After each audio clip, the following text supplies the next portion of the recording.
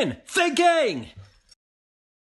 I'm Sean Broderseth, and I've been thinking about churches that differ with one another. And I want to be clear, there are differences between churches that are actually can be insurmountable.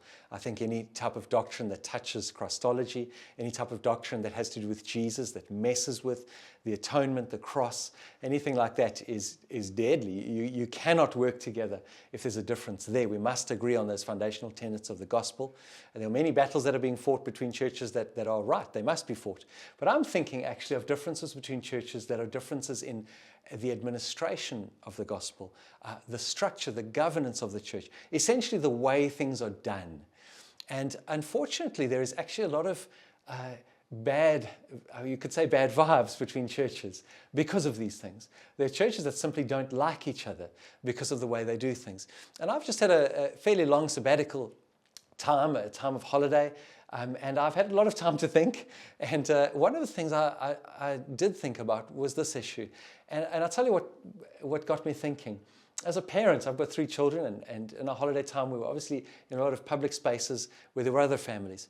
And I was spending a lot of time with other parents who were either in our vicinity, and we didn't know them, but we could see them and see how they were interacting with their children.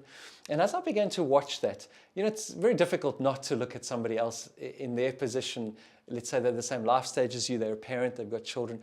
It's difficult not to judge them. It's difficult not to look at it and make a judgment call and say, well, I don't think that's a great way to parent. Here's how I thought about it. When I see other people with their kids, I can see they love them. That's not a question for me. I know they love their families. They're actually trying to do the right thing. But I can look at what they're doing and say, that's not healthy. I don't think that's helpful. And I certainly wouldn't want to do that in my family. And what that view did for me was allowed me to have a generous and gracious stance towards other families while still drawing a boundary from our own family. I'm not responsible for another family unless they ask me. If another family asks me, well, what do you think of the way I'm parenting? Well, then I'll say, well, okay, here's what I think. But otherwise, it's none of my business. I think it's the same when it comes to churches that differ not on foundational tenets of the faith, but on issues of how we govern, of how we are structured, of how we do things. I think there's often not enough generosity towards each other. There's not enough of people looking at each other, let's say leaders, looking at each other like we're parents. And I know you've got your kids and I've got my kids. And I'm trying my best here and I love my kids, and you're trying your best there and you love your kids. I think that type of view of someone allows for the grace of God. It allows for the heart not to be hardened. And then at the same time as that, saying, well, if I'm honest, I'm not going to let my kid go and sleep over at that family's house because I've seen how they operate. A parent might give their child an iPad for 3 hours. Well, I don't think you should do that at all. I think you're going to end up with a nightmare child. So I have a very clear view on that. But that's how I'm leading my family, with that view.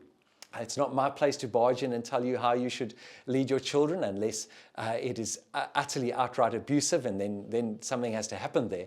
But it's not my place to decide how you should govern your family. I think churches should take this view of each other. Churches that may be similar in some foundational things but differ in others, I think we should be ready to defend our position. We should be able to judge within ourselves, not hypocritically, but looking at something, saying, I don't believe that's healthy, but we should have enough in us to say, well, that is their family, and that is how they are doing that. And if I'm ever asked my opinion, I will give it. I'm very happy to give it. But I'm not barging into someone's living room and telling them to switch off the TV because it's not my children. So that is how I viewed it. I find it helps me. It doesn't dull my own sense of sharpness in what I believe is the right way, the pattern that God lays out, what I see in the New Testament. I'm convinced of that. I'm not budging an inch on that. But it allows me to look with a bit of grace and to say, well, I can pray for people, but actually there's so much that is actually not my business, and I'm going to leave it right there. That's been my view. I pray God would help us be unified as churches in what we can be unified in.